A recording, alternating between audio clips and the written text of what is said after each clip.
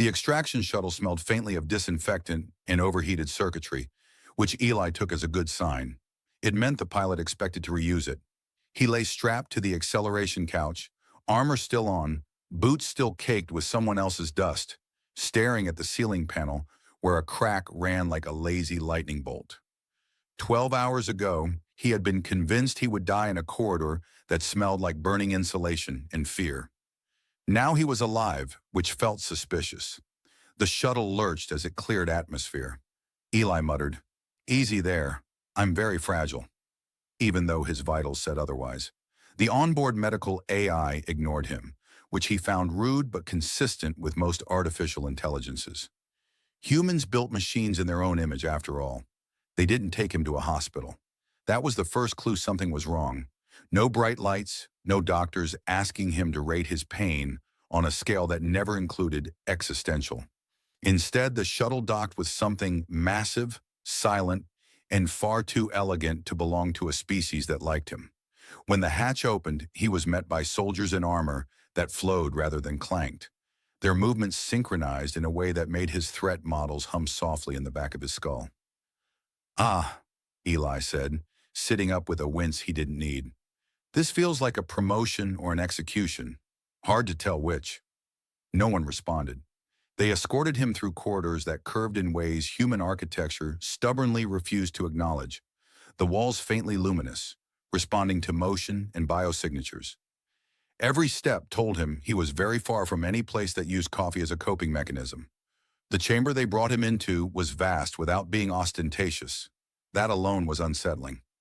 At the center stood a raised platform, and upon it, Queen Tyanna. She looked human enough that his brain tried to categorize her that way before giving up. The long ears were the obvious difference, elegant and expressive even at rest, but it was the way she held herself that truly marked her as alien. She was still, not rigid, as if motion were optional rather than inevitable. Around her stood her commanders, armored, alert, watching Eli with the kind of focus usually reserved for unstable reactors. Eli gave a small wave. "So, is this where I sign something, or should I start apologizing preemptively?" Tyanna studied him in silence. Her gaze wasn't cold. That was worse. It was curious, precise, almost appreciative. She gestured, and a holographic field blossomed into existence between them. "Do you recognize this engagement?" she asked. The first image froze him mid-breath. It was the corridor. His corridor. The angle was wrong, though. Too wide, too clean. External surveillance.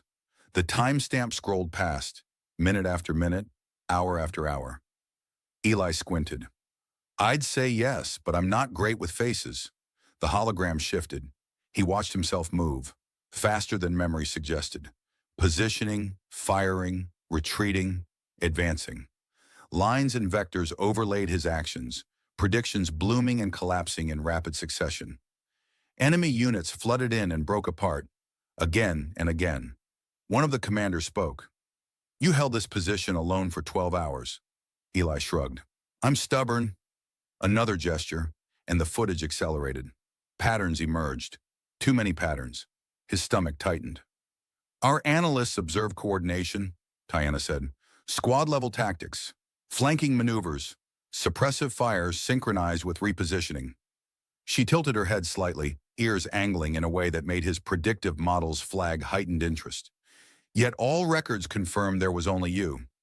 Eli exhaled slowly. Humor was safer than silence. "I've been told I have a very strong sense of teamwork." No one smiled.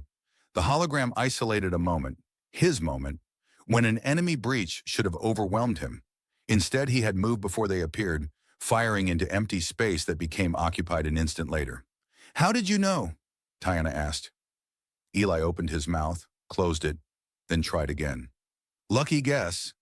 The room seemed to lean in. The air felt heavier, charged with unspoken calculations.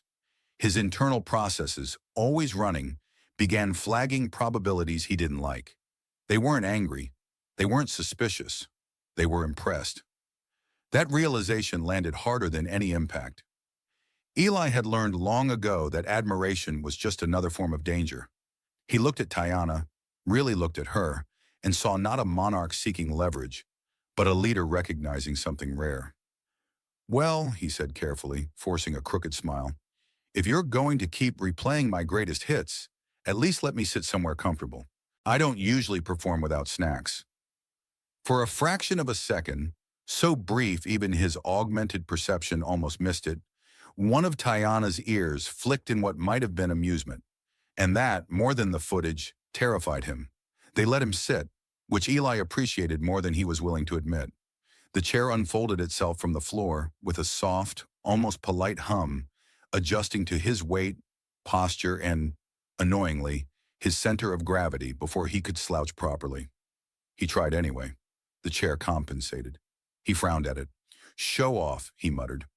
The commanders arranged themselves in a semicircle, each position precise, as if the room itself had opinions about symmetry. Tyanna remained standing. She did not need the chair. That, Eli decided, was deeply unfair.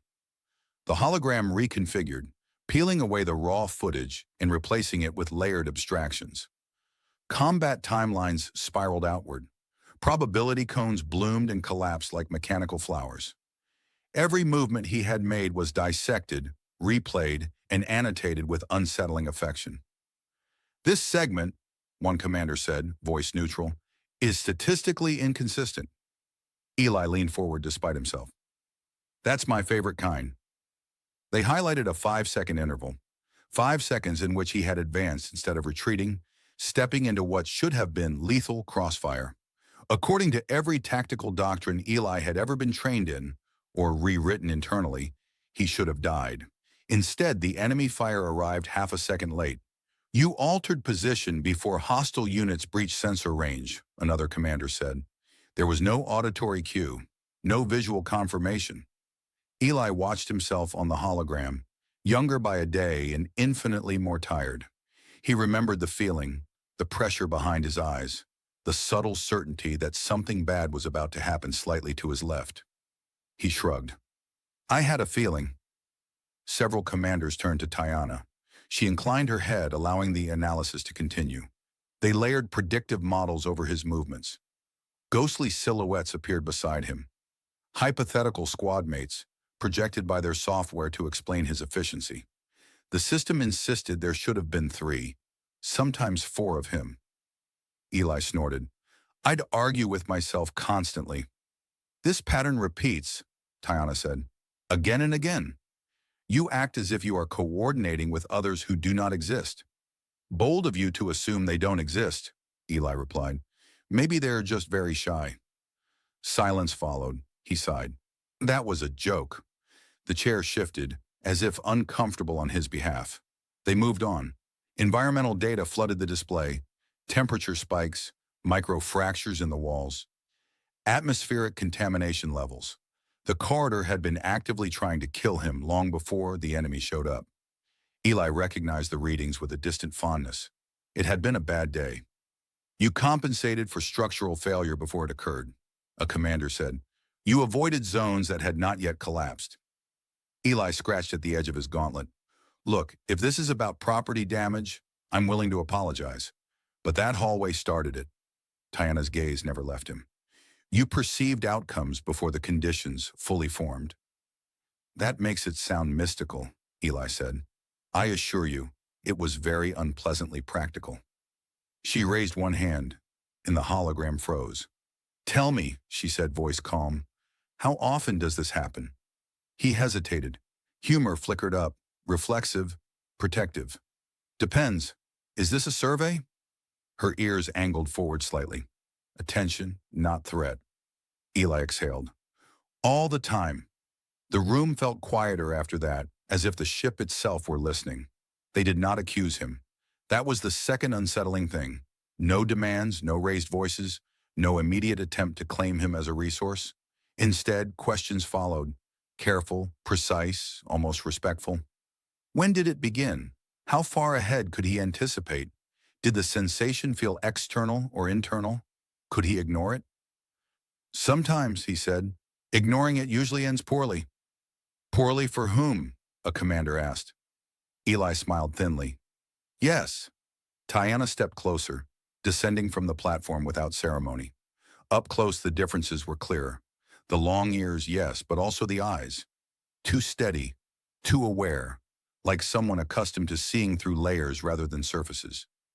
In our military doctrine, she said, we revere individual excellence, not as a myth, but as a responsibility. Those who can see farther are expected to guide those who cannot. Eli laughed, short and incredulous. In mine, we usually hide those people in basements or send them to fight alone until they stop being useful. Her expression did not change, but something in her posture softened. The hologram shifted again, isolating the final hours of the engagement. Civilian evacuation routes appeared, blinking from red to green as time passed. Transports lifted off just as enemy forces reached their launch zones. You remained, Tyanna said. You could have withdrawn. Someone had to keep them busy, Eli said. Plus, I'd already unpacked. A few commanders exchanged glances. One of them made a sound that might have been amusement, quickly suppressed. Tyanna studied the evacuation data. Your actions saved thousands. Eli leaned back, the chair finally giving up and letting him slouch. I didn't count. That, she said, looking at him again, is also telling. The room settled into a thoughtful silence. For the first time since extraction, Eli felt something unfamiliar threading through his constant vigilance. He was not being evaluated as a weapon. He was being understood, and somehow that was far more dangerous. They dismissed the commanders one by one, not with words but with a subtle shift in Tyanna's posture that Eli somehow understood was absolute. Armor plates whispered as they moved, boots striking the floor in perfect cadence, until the vast chamber felt suddenly too large for just the two of them. The hologram dimmed but did not vanish, lingering like an unfinished thought. Eli waited for the door to seal before speaking. So, he said, glancing around, should I be worried that we're alone? Or is this the part where you offer me tea and explain the big secret of the universe? Tyanna regarded him for a long moment. Up close, the details multiplied. The faint, almost imperceptible patterns in her skin that caught the light differently. The way her long ears angled. Not randomly, but with intent, as if they were another form of expression humans had simply never bothered to evolve. In my culture, she said, privacy is granted when truth is expected. Eli winced. Ah, definitely should have asked for the tea. She gestured and the chair adjusted again, this time easing the pressure points along his spine before he could complain. He decided to hate it quietly. You deflect, Tyanna continued, frequently, with humor. It's a coping strategy, Eli said, much cheaper than therapy. Her lips curved, just barely. It was not quite a smile, but it was closer than he'd expected. Does it work? Sometimes, he said. Other times, people keep asking questions until it stops being funny. She inclined her head. Then let us proceed carefully. The hologram brightened, no longer showing battle footage, but something far more abstract. Neural maps, cognitive flowcharts, predictive models that looked uncomfortably familiar. Eli's humor faltered. You've been busy. These are not from your systems, Tyanna said. They are extrapolations. We built them to understand you. That's flattering, Eli replied, then added more quietly. And alarming. She acknowledged that with a slight tilt of her ears. Tell me about the moment before you act, when you move before the world gives you permission. Eli stared at the projection. He could feel the answer coiling up inside him, tight and unpleasant. Jokes crowded his tongue, desperate to escape first. It's like static, he said finally, not noise, pressure, the sense that something is about to become true whether I like it or not. Tyanna listened without interrupting. I don't see the future, he continued. Not images, not scenes. It's more like my brain runs the math before I know there's a problem. Probabilities stack up, collapse, rearrange. When one path gets too loud, I follow it. And if you do not, she asked. He smiled thinly. Then I usually bleed. The hologram responded to his words, projections shifting to display branching timelines, each one annotated with casualty estimates. The versions where he hesitated were not kind. This ability, Tyanna said, it isolates you. Eli barked a short laugh. You noticed? In our studies, she said, those who perceive more than others often struggle to belong. Their awareness creates distance. That's one way to put it, Eli said. Another is that people don't like standing next to someone who's already bracing for the explosion they can't hear. He leaned back, eyes fixed on the ceiling. The crack from the shuttle came back to him, the lazy lightning bolt. He wondered if it was still there. They didn't design it to be social, he said. The program, I mean. Tyanna's gaze sharpened. Program. Eli exhaled. There it is. He closed his eyes just for a second. The words came more easily when he wasn't looking at her. Illegal augmentation initiative. Black budget. Off the books. Take candidates young enough that the changes stick, old enough that they can follow orders. Her silence was heavy, deliberate. They said it was about autonomy, Eli continued. Operators who wouldn't need support, wouldn't need extraction, wouldn't need anyone else. Turns out, if you build someone to survive alone, they get very good at being alone. Tyanna stepped closer, slow enough that his threat responses didn't spike. He appreciated that more than he liked. The enhancements? She asked. He opened his eyes. Processing speed, reaction time, musculoskeletal reinforcement, neural architecture optimized for pattern recognition and predictive modeling. He paused, then added, and a lifetime supply of insomnia. Her ears angled back slightly. Concern, maybe. They called us assets, Eli said. Not soldiers, not people. Assets don't get lonely. Assets don't ask what happens after. And what happened? Tyanna asked. He shrugged. Most didn't make it. The ones who did got used until it was inconvenient to remember how they were made. The hologram dimmed further, as if in respect. Tyanna studied him, really studied him, not as data or doctrine, but as presence. Among my people, she said slowly, your abilities would not be hidden. Eli laughed, softer this time. Among mine, they were classified. She met his gaze. We do not fear excellence. We fear wasting it. He looked at her, at the long ears that marked her as other, at the calm certainty in her eyes, and felt something twist in his chest that had nothing to do with threat assessment. Well, he said, forcing a crooked grin, congratulations. You've officially made me uncomfortable in a whole new cultural context. For a moment, just a moment, Tyanna smiled. Tyanna did not respond immediately. Instead, she moved, slow and deliberate, toward the edge of the chamber where the light softened and the walls curved inward like a listening ear. Eli tracked her motion automatically, then sighed when he realized he was doing it. Sorry, he said. Habit. I've been yelled at for that before.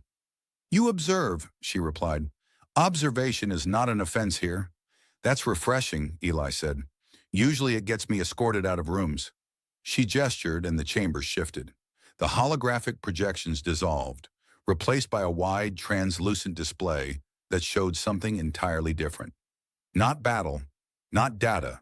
Cities, vast alien cities, layered vertically, threaded with luminous transit lines and slow-moving aerial platforms. Figures moved through them in organized chaos.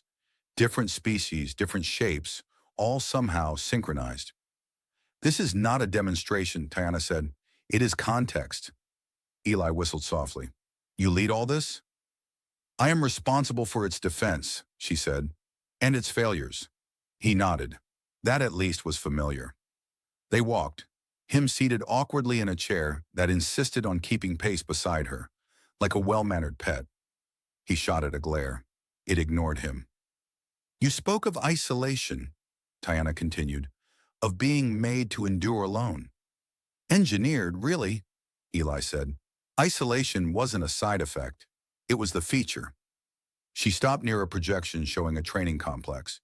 Hundreds of soldiers moved in formations that were precise but flexible, adapting to simulated threats in real time. Our doctrine values individuals, she said, but not in isolation.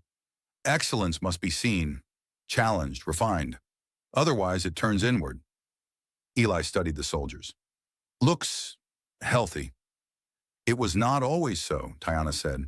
We once feared those who exceeded norms. We called them destabilizing. Ah, Eli said. We used classified. Similar vibe. She regarded him. It nearly destroyed us. That got his attention.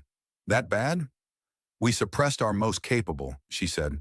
We forced conformity in the name of stability. Innovation stalled. Our defenses weakened. When conflict came, we were unprepared. Eli folded his arms. Let me guess. Someone exceptional saved you anyway.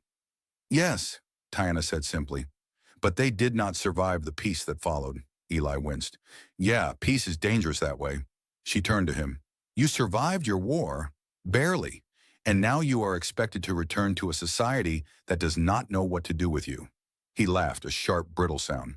Return implies they noticed I left. They resumed walking. The projection shifted again, this time to the footage he had already seen too many times. The corridor, the stand, 12 hours compressed into moments. Tyanna paused it at a frame where he was alone. Weapon raised, eyes unfocused in that way he got when the probabilities stacked too loudly. You were not afraid, she said. Eli tilted his head. That's not true. You were afraid, she corrected, but you were not overwhelmed. He considered that. Fear's manageable. It's people that complicate things. Her ears angled slightly, a gesture he was beginning to recognize as curiosity. Explain. When you're alone, Eli said, there's no one to disappoint, no one to fail. If I miscalculate, it's on me. Clean, simple. And yet, Tyanna said, you remain so others could escape. He shrugged. Someone had to. That is not isolation, she said. That is responsibility. He looked at her, then away. Careful, you're getting philosophical. She allowed the hint of a smile. You started it. They stopped before a final projection. This one unfamiliar. A training hall. Empty, silent. This, Tyanna said, is where our elite forces are forged. They train as units, but we have never had a single individual capable of redefining their doctrine from within. Eli stared. You're thinking of using me as a cautionary tale? As an instructor, she said. He blinked. You want me to teach? Yes. He laughed, full and incredulous. I'm terrible with people. I use sarcasm to avoid feelings and violence to solve problems. Your honesty is promising, she replied. And what happens, Eli asked, humor thinning, when they start asking how I do what I do? Tyanna met his gaze steadily. We do not hide truth from those who earn it. He swallowed. And when they realize I'm what happens when you turn a child into a tool? She did not look away. Then they will learn what it costs. Silence settled between them, heavy but not hostile. Eli let his chair finally come to rest.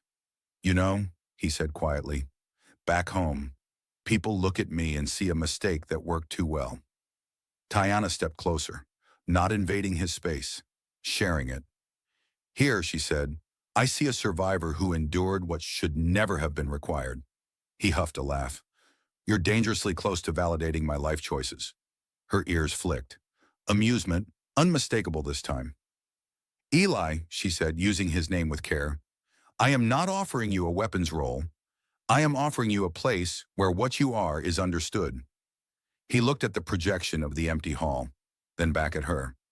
And if I say no, then you will leave with our respect, she said, and our gratitude. That more than any threat unsettled him. He leaned back, eyes closing briefly as the probabilities churned, not of battle, but of belonging, of risk measured in something other than survival. Well, he said at last, opening his eyes, this is officially the strangest debrief I've ever survived. Tyanna inclined her head. I am told that is a compliment. Yeah, Eli said softly. I think it is. The training hall was louder than Eli expected, not with noise exactly, but with intent.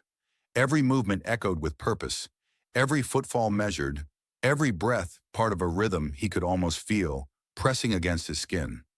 Soldiers moved in coordinated flows, breaking and reforming with fluid precision, their armor responding to motion and stress like a second nervous system. It was impressive. It was also wrong. He watched for a long minute before speaking. You know, he said mildly, this is beautiful, terrifying, very well funded. But if I'd tried this back home, someone would have asked where the explosions were. Tyanna stood beside him, hands folded behind her back, long ears angled forward as she observed her forces. Explosions are easy, she said. Control is difficult. Tell me about it, Eli replied. I once leveled half a city block, because someone skipped a safety check. She glanced at him. Was it effective? Oh, absolutely, he said. For about 3 seconds. Then it became paperwork. A few soldiers noticed them and straightened instinctively. Eli felt the familiar itch, the low-level hum of probability as dozens of threat assessments tried to wake up at once. He pushed them down. This wasn't a battlefield. Probably. They know who you are, Tyanna said. Eli raised an eyebrow. I don't, actually, but I'm open to suggestions.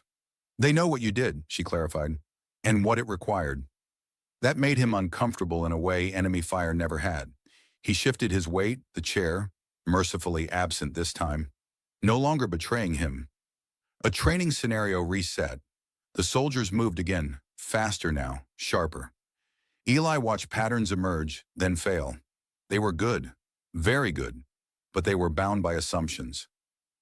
You see it, Tyanna said quietly. He sighed.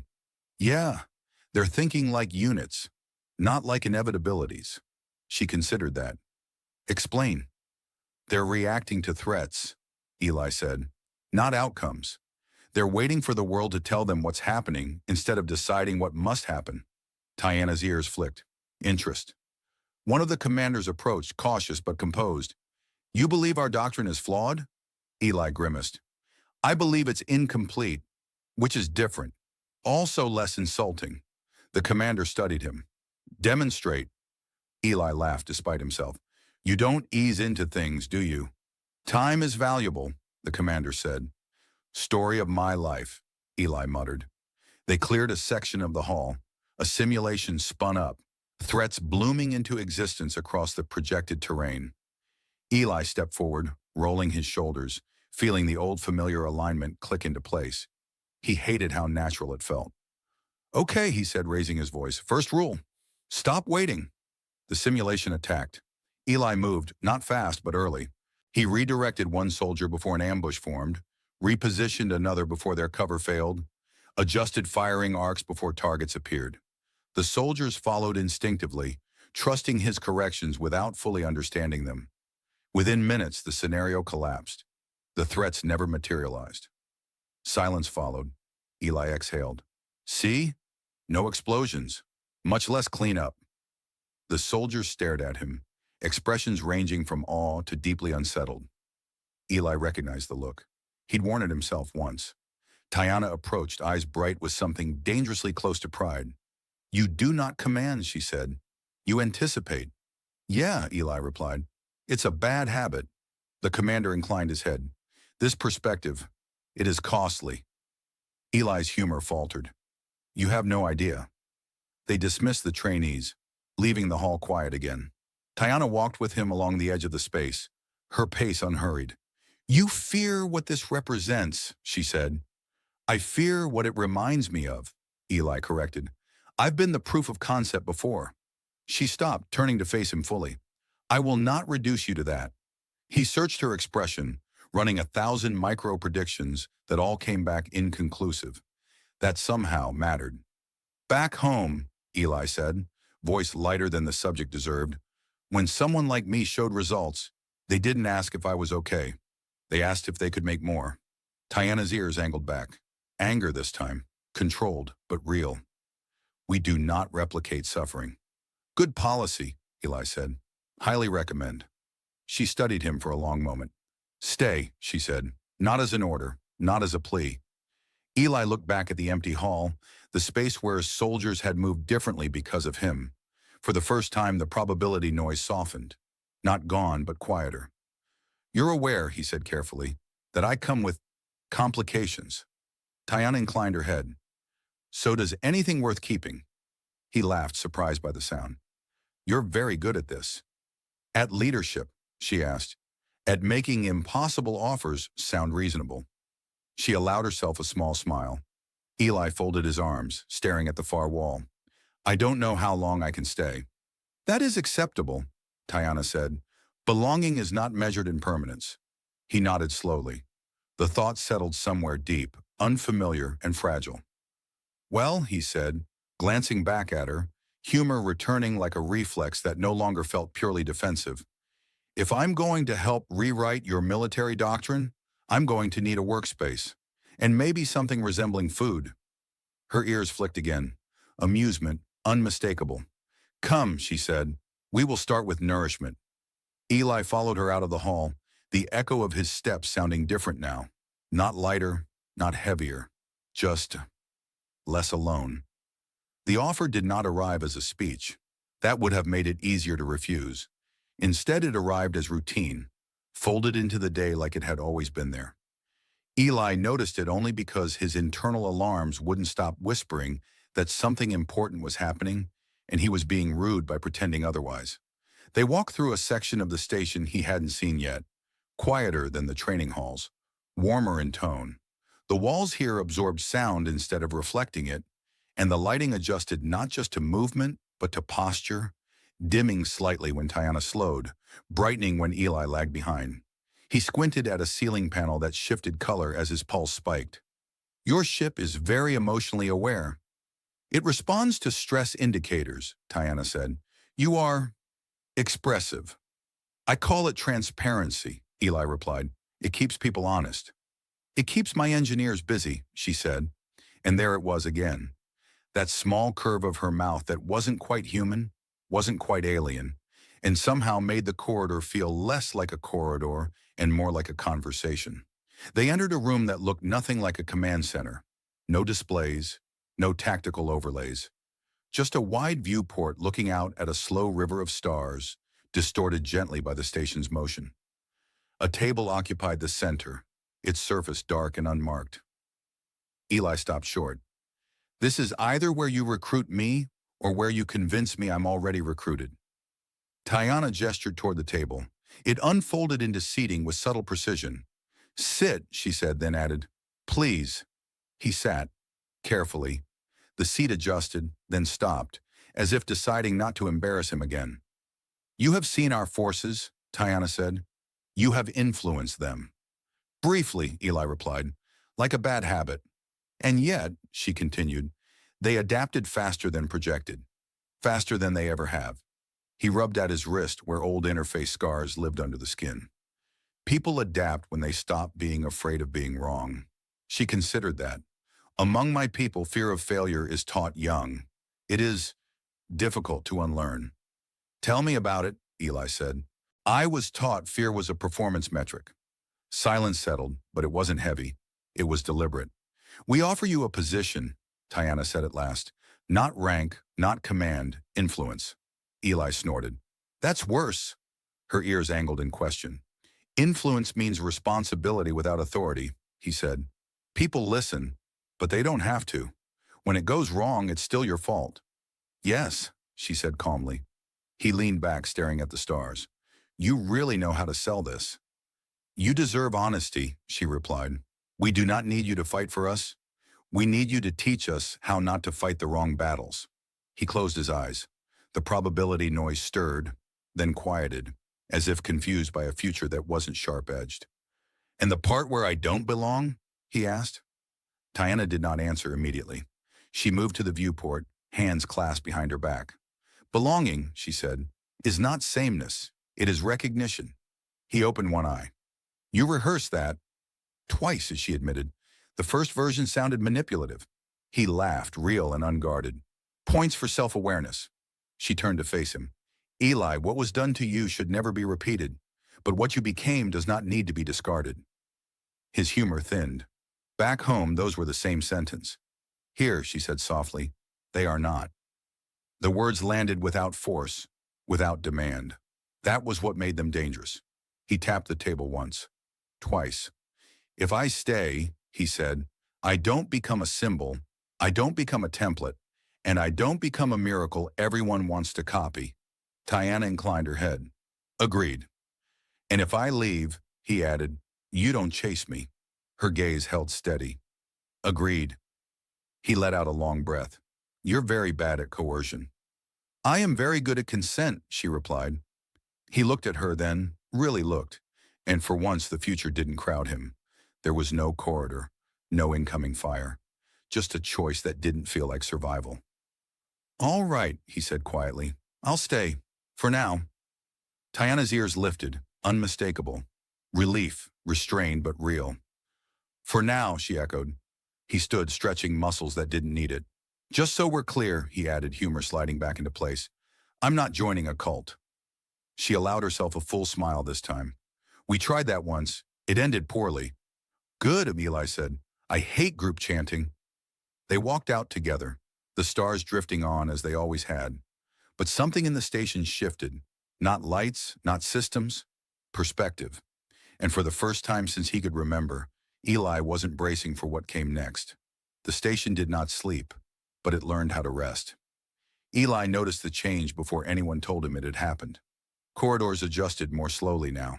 Lights dimming in gradients instead of snapping to optimal efficiency. Training schedules stretched, allowing pauses that hadn't existed before. Even the probability noise in his head softened, no longer screaming at him every time someone walked too close on his blind side. He stood on a balcony overlooking one of the lower training arenas, arms folded, watching soldiers argue. Not fight, argue. They were mid-simulation, helmets off, replaying a moment where 3 different correct decisions had existed, and none of them had chosen the same one. Voices rose, gestures sharpened, then one of them laughed, breaking the tension like glass under a hammer. Eli smiled despite himself. Well, he muttered, that's new. Behind him, footsteps approached without triggering his instincts. That too was new. You changed the cadence, Tyanna said, coming to stand beside him. I nudged it, Eli replied. Turns out if you let people be wrong without punishing them, they start thinking louder. Her long ears angled toward the arena, attentive. Our commanders report improved adaptability across all units. Yeah, Eli said. Turns out fear is terrible for creativity. Who knew? She regarded him sidelong. You did, he shrugged. Eventually. They watched in silence for a moment. The arena reset, soldiers dispersed, some still debating, others joking. One of them waved up at Eli. He froze, then raised a hand back. Careful, he called. That friendliness is contagious. Laughter echoed up. Tyanna observed his reaction with quiet satisfaction. You no longer anticipate catastrophe in moments like this? Eli considered that. He scanned inward, half expecting the old hum of inevitability, the constant sense that something terrible was always about to become true. There was nothing. Well, he said cautiously, either I'm healing or this place is messing with my threat models. I will accept either outcome, Tyanna replied. They walked together along the balcony. Beyond the viewport, stars drifted past in patient silence, ancient and indifferent as ever. Your people stopped asking if I'm dangerous, Eli said. That's usually the first question. They ask instead what you need, Tyanna said. He snorted. That's much more uncomfortable. And yet, she said, you answer. He did. He had. The realization settled into him with a strange warmth. He had answered questions that weren't interrogations. He had taught without being extracted afterward. He had slept without alarms screaming him awake, his mind no longer running simulations against imagined betrayals. The augmentation was still there, the processing speed, the precognition, the scars no one else could see. But they were no longer the only things he was. They stopped at another viewport, this one overlooking evacuation docks. Transports moved in steady rhythm, civilian crews boarding and disembarking without urgency. Eli watched the timing, the spacing, the margins of safety. Perfectly boring. You think about that day often, Tyanna said. Yeah, Eli admitted. Hard not to. You stayed so others could leave, she said. You did not believe you would survive. No, he said. I just knew they would. She turned to face him fully. If that choice were offered again, would you make it? He didn't answer right away. Humor tried to surface, failed, then retreated. Yes, he said finally. But I wouldn't expect to be alone afterward. Her ears lifted, a gesture he now recognized instantly. Approval, not as a ruler, as a person. Then your journey is complete, she said. Eli huffed. Don't say that. Every time someone says that, a new crisis shows up. She smiled. Then let us call it a pause. I like pauses, he said. Underrated concept. A signal chimed softly from his wrist unit. A message request. Human encryption. Old channels. He stiffened, instincts flaring for the first time in days. Tyanna noticed. "You may leave," she said, "or you may stay. The choice remains yours." He looked at the message header, a name he hadn't seen in years. Someone from the program. Someone who had survived. He exhaled slowly. "I'm going to answer," he said, "but not because I'm being recalled." Tyanna inclined her head. "Of course." He turned away, then paused. "You know," he added, glancing back at her, "back home they called what I am a mistake." She met his gaze, unwavering. "Here," she said, "we call it experience." He smiled. Not crooked, not defensive. Just smiled. Eli sent the reply. Not a report. Not a confession. An invitation.